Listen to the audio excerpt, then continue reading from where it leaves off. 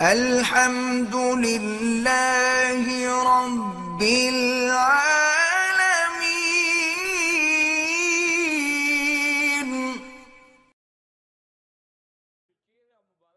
پہلے مسلمان لونڈی رکھتے تھے، ہاں جی رکھتے تھے، لیکن وہ جہاد کرتے تھے کافروں سے۔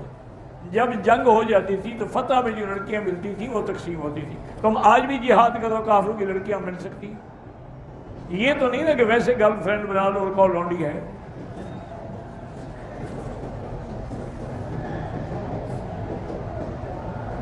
عورت حرم میں آئے ثواب ملے گا؟ بالکل ملے گا، کیوں نہیں ملے گا؟ ایک بندے نے قسم کھائی تھی کہ اگر میں نے بیوی کو فلاں رشتہ دار کے گھر چھوڑا تو میرے اوپر بیوی کو طلاق ہوگی۔ اس نے چھوڑ سکتا ہے۔ بہرحال باقی ائمہ تو فرماتے ہیں یہ قسم ہے، کفارہ 10 مسکینوں کو کھانا کھلا دے، بات ختم ہو گئی۔ امام حنیفہ فرماتے ہیں یہ طلاق ہو جائے گی، لیکن ایک طلاق ہوگی رجوع کا۔ میرا بیٹا نور اللہ کینیڈا میں ہے، وہ مشکل سے دوچار ہے، اللہ اس کی مشکل حل کرے۔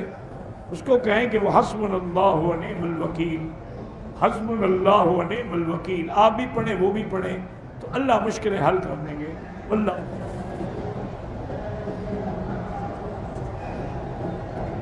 آپ صلی اللہ علیہ وسلم کی حیات کا منکر ہو، نماز پیچھے ہو تو کافر تو نہیں ہو جاتا؟ ایک مسئلے میں اختلاف ہے۔ بیوی کے پتہ نہیں کیا ہونٹوں کو، زبان کو چوم سکتے ہیں؟ بالکل جی چومو، کیوں نہ چومو؟ بیوی ہے تمہاری، ماں باپ کے تو پاؤں نہیں چومے، بیوی کے تو چومو، کچھ حق تو ادا ہو جائے گا نا۔ انا للہ و انا الیہ، یہ کوئی مسئلہ ہے یار؟ تیری بیوی یہ بات ختم ہو گئی۔ مزہ غیر فطری کے علاوہ ہر چیز جائز ہے۔ جس سے محبت ہو اس سے شادی کرے تو گناہ ہے، وہ راضی بھی تو ہوں نا، اس کے والدین بھی راضی ہوں، پھر تو کوئی گناہ نہیں۔ اگر اس کے والدین راضی نہیں ہیں تو پھر بلا وجہ محبت کرنے کا کیا معنی؟ کوئی تمہاری بہن سے محبت کرے کیا کرو گے؟ بہن پکڑ کے دے دو گے اس کو کیونکہ محبت ہے اس کو؟ تو جو دوسرے کے لیے سوچتے ہو اپنے لیے بھی سوچو۔